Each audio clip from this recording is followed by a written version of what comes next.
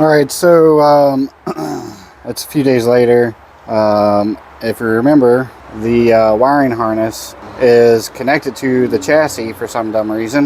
You can't just disconnect over here and disconnect over here and drop the engine with the engine harness. So I have to go through and disconnect every single sensor, all the transmission sensors, everything, in order to get this engine dropped. So I'm not going to record all that. I would like to, but it's kind of a pain. I mean, I'm sure you can figure out where all the connectors are, especially once you drop the engine and you realize you forgot one. So you end up pulling and breaking the engine harness. But anyway, we'll get back once we get done disconnecting every single sensor. This is ridiculous, Honda. Why did you do this? Why couldn't there be just an engine harness? All right, we got all of the connectors disconnected.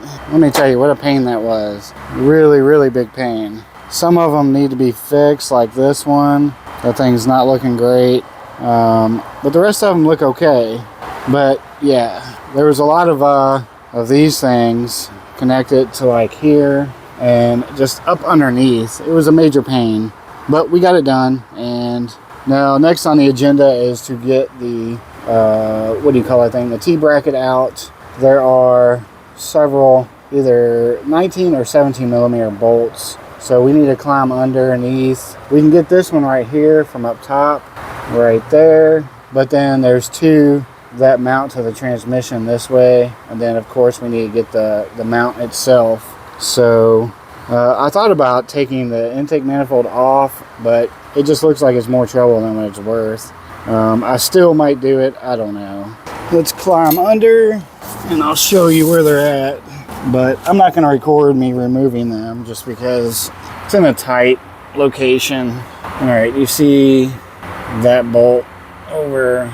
Well, I guess not. All right, there's a bolt right, whoop, there's a bolt right there and a bolt right there. Those two need to be removed. And then that other one, the sun is all in the way, is on the upside. And I don't know if I can get to the mount from down here. I don't know. But either way, we're gonna get it done. Let me get these two bolts and we'll be back. All right, so I ended up using several extensions to get this one, just because there wasn't a whole lot of room up underneath there, but it works. It's down in there, and the other bolt's right above that one, so might be a little hack for you. All right, we got the three bolts. The one up here was a 17, and then the two down there were 19.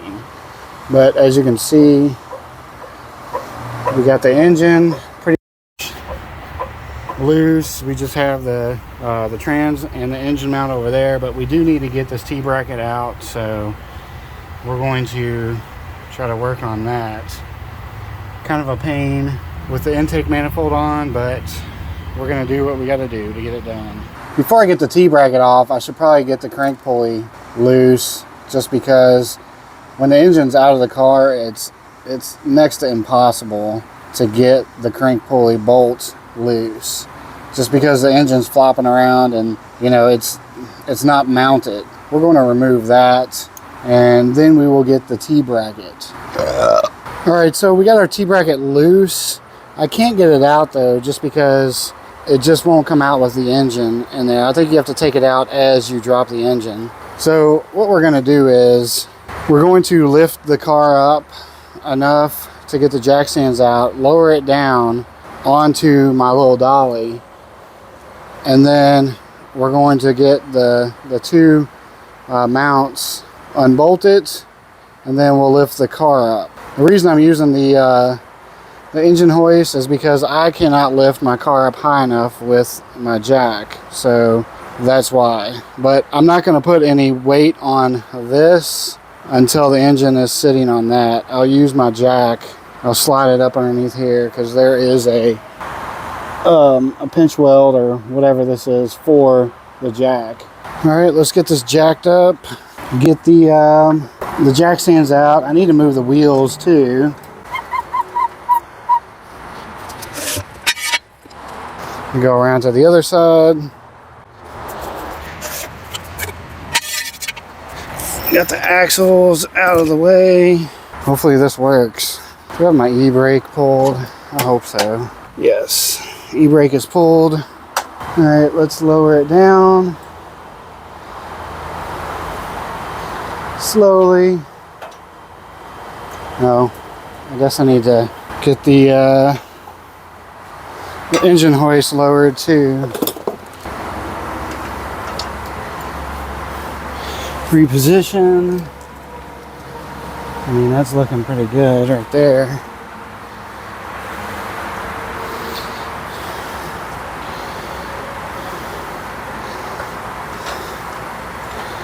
This is what I wanted to do on the Honda Odyssey,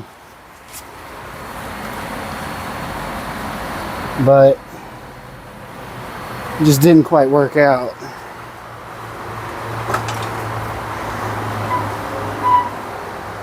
Alright, let's move the mounts.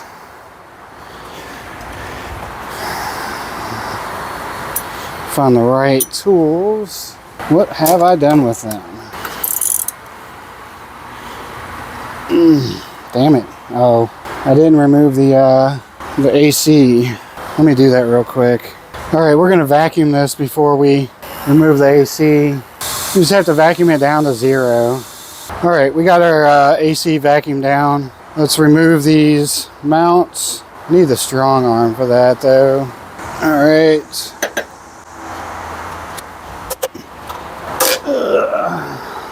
Let's go to the other side.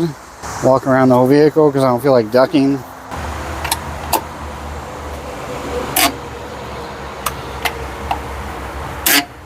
These weren't even tight, Jesus Christ. Alright.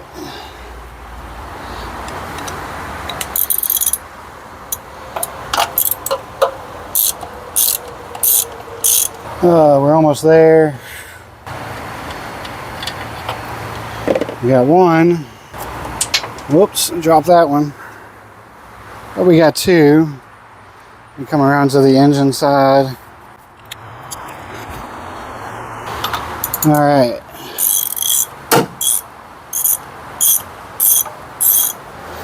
The engine is sitting on my little dolly. Alright. All we need to do is raise it up. I think that let's lower it down.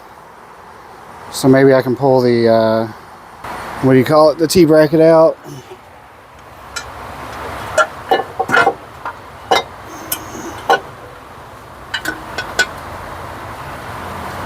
Oh, we almost got her. Yes. We got her.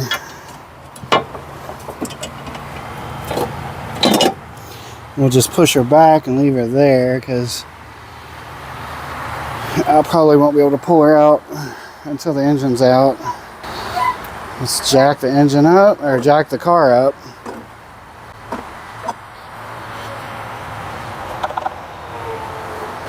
We gotta move it forward a little bit. Maybe.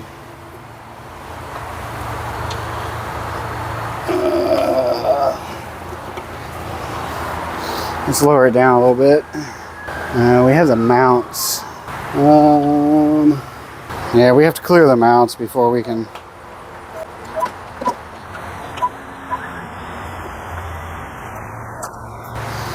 Let's move you over here so you get a better view of what's going on.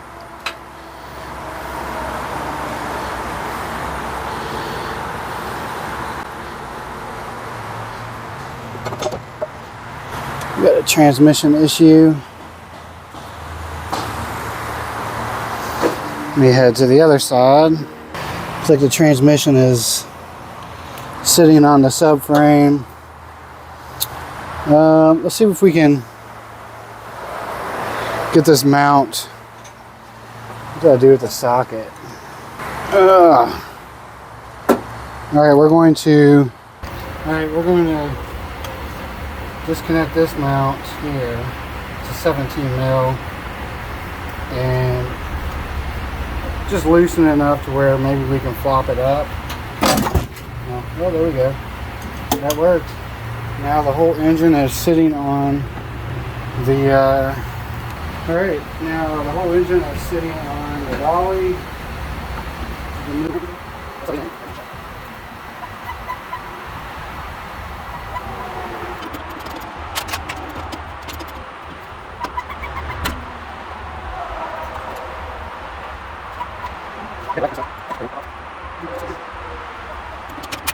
Alright, let's move you over here so you can see what's going on.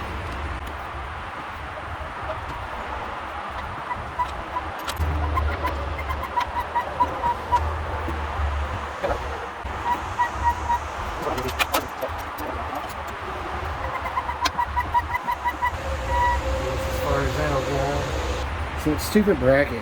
God damn it. So we got this bracket right here. It's hitting the engine. So we'll have to remove this bracket. Probably should have done that ahead of time, but didn't really think it was going to be a problem.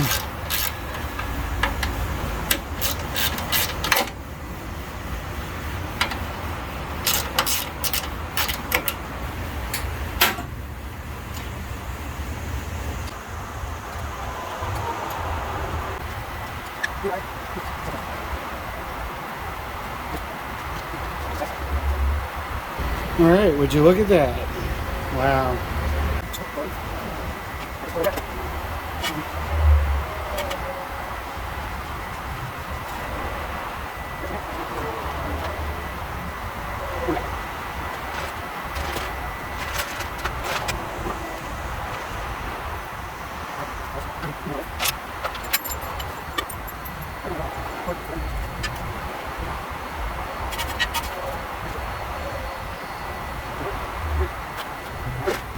Oh my God. We got the engine out. Alright, so we got the engine out. It wasn't too bad, honestly. This is kind of what I was hoping to do with the Odyssey, but I didn't want to take the front bumper off on the Odyssey. This one, it was already removed. So there she is, engine trans removed. All right, well, we got the engine out. It really wasn't that bad, honestly.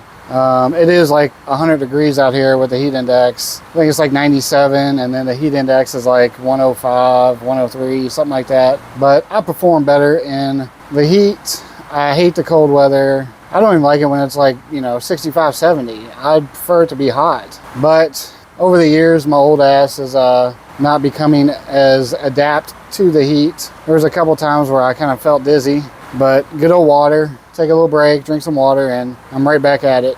So anyway, in the next video, we're going to tear down the engine to see what was wrong with it. My bet is it's a burnt valve. I mean, it does leak from everywhere.